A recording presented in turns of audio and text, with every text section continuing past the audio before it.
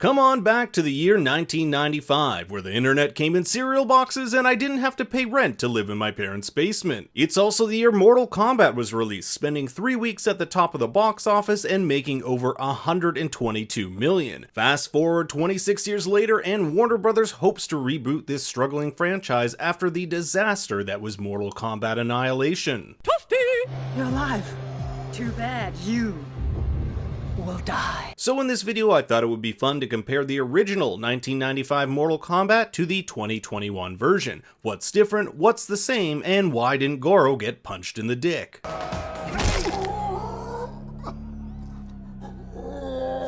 That's got to hurt. I don't care where you're from. So make sure to like and subscribe, because here we go. Right off the bat, we have our first difference, the Warner Brothers logo. You won't see this on the 95 version as it was distributed by New Line, whereas New Line only acted as the production company for the 2021 release. Remember that bop and techno mix from the original? Well, it doesn't quite fit the tone of 2021's beginning and only really makes an appearance near the end of the film. And that's because the intro here is of tranquil 1617 Japan. The original doesn't have any flashbacks at all. It does, however, have nightmares, which both versions incorporate. And while both these versions help set up the Mortal Kombat tournament, they go about it in two wildly different ways. In 95, our protagonist is Liu Kang, who joins the tournament to avenge the death of his brother Chan at the hands of Shang Tsung. Fun fact, the actor who plays Chan was also the stunt coordinator on The Bachelor. Oh, I thought you said Kylie. Fatality. The 2021 version sets up our new protagonist Cole Young's bloodline and how he's connected to the great warrior Hanzo Hasashi, who will become one of Mortal Kombat's most famous fighters, Scorpion. A huge difference between these versions are how they treat Scorpion and Sub-Zero. In the original, these fighters are completely one-dimensional and basically are just there to look cool and say their catchphrases.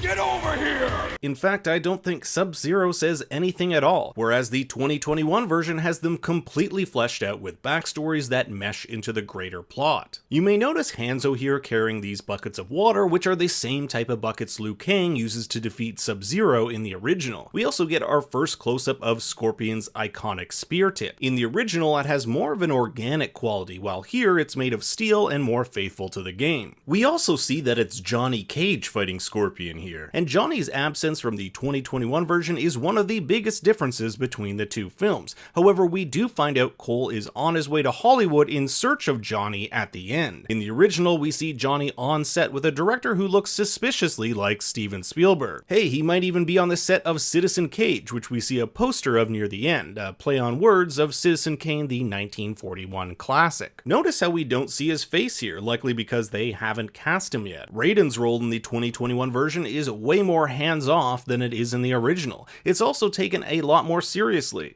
The fate of billions will depend upon you. Sorry. Raiden is the protector of Earthrealm, and he feels a lot more human in the original as opposed to the constantly glowing eyes of the 2021 version. His powers are also vastly expanded, but that has likely more to do with the advancement in visual effects more than anything else. We see this with other characters as well, like Liu Kang's Fireball and Dragon Apparition or Sub-Zero's Ice Wall. The closest we get to Liu Kang having supernatural powers in the original is the final blast he gives to Shang Tsung. Characters like Sonya never even get powers in the original, unless you count her death by vagina move.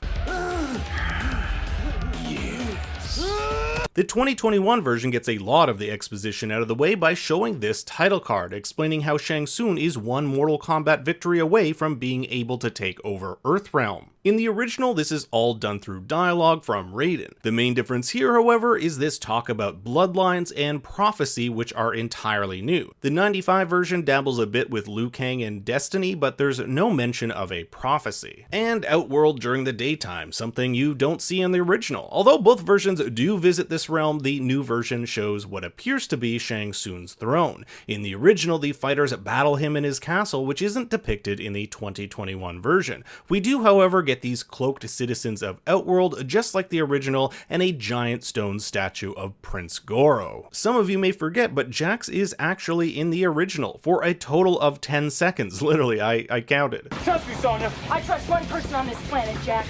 You're talking to her. Here his character is way more fleshed out, having become a champion himself after tracking down a target with his partner Sonya Blade in Brazil and obtaining his dragon mark. His shotgun is also way more beefed up. Unlike the original, these dragon marks play a large role in the new version. They designate who will become a champion and who can unlock something known as Arcana. This concept was never discussed or shown in the original, but it's what locks one's powers and is different for each individual. Shang Tsung tasks Sub-Zero with tracking down and killing Earth's champions, the ones with this mark. Unlike the original, Shang Tsung doesn't invite them to participate in a battle on his secluded island. He decides to break the rules established by the Elder Gods. Not mentioned in the 2021 version is his allegiance to Shao Kahn, the Emperor. We do see a statue of him. At the end of the 95 version, he makes a brief appearance, setting him up as the main villain for Mortal Kombat Annihilation, but oh god, we won't get into that.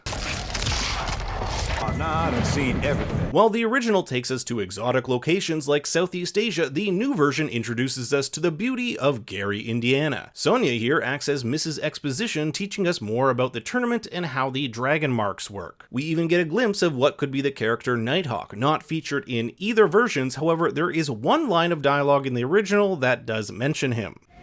You're going to need a seeing eye dog. Shang Tsung tasks Mileena with sending out Sizoth, also known as Reptile. He looks a lot better here than he does in the original.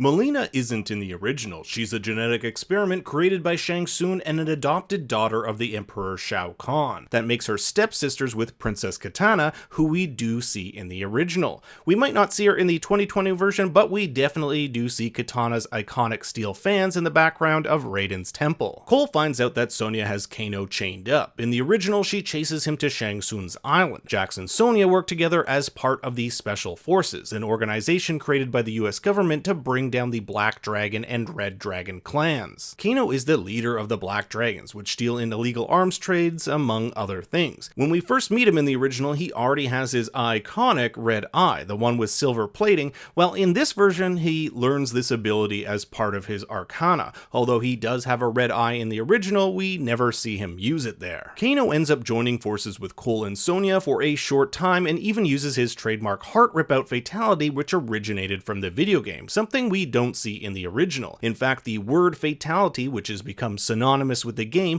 only is spoken once in both movies. Once when Shang Tsung sucks the soul out of a guy who loses to Liu Kang, and once when Kung Lao brutally severs Natara in half, which I can't even show, or else my video will get demonetized. Upon arriving at Raiden's temple, we're introduced to Kung Lao. In the original, this name is only mentioned once, Kung Lao being an ancient ancestor of Liu Kang's. This Kung Lao is named after the same ancestor, and it's hinted at that Liu Kang and Kung Lao could be cousins. A fun addition to the 2021 version is when Liu Kang challenges the champions to test their might, a minigame found in the original video game but never mentioned in the original film. Speaking of Liu Kang, we learn more about his background in the 2021 version, like how he was an orphan picked up by Raiden. This isn't really delved too deeply in the original, and more focus is placed on his relationship with his brother Chan, something not mentioned in the new version. Shang Tsung tasks some more memorable MK characters with defeating the champions. These characters aren't seen in the original and include Natara, Kabal, and General Raiko. Most notable among them is Kabal, who has history with Kano, also being a member of the Black Dragon clan.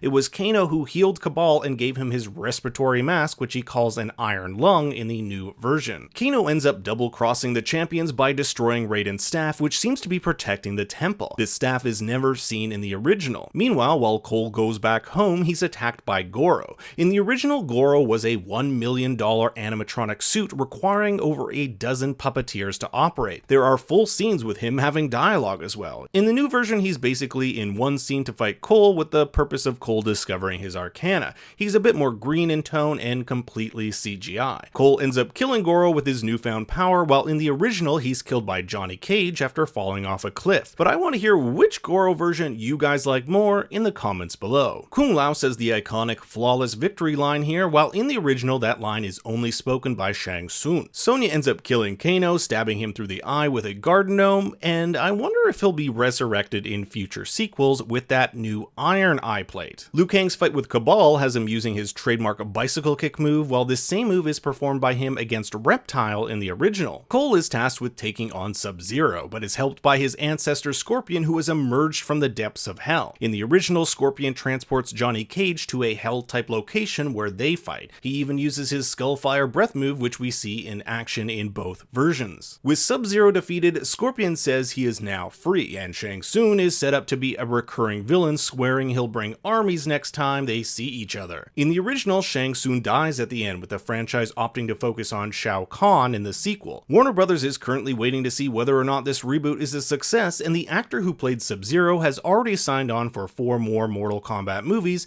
should the studio decide to continue with the franchise. So it looks like if the movie does well, Sub-Zero won't be the only thing that survives. Thanks for watching, everyone. Check out my Mortal Kombat Ending Explained video for an even deeper analysis of the story, and make sure to like, subscribe, and share this video. For more bad takes, you can always follow me on Twitter and Instagram at ThinkStoryYT. Until next time, remember, Daddy loves you very much.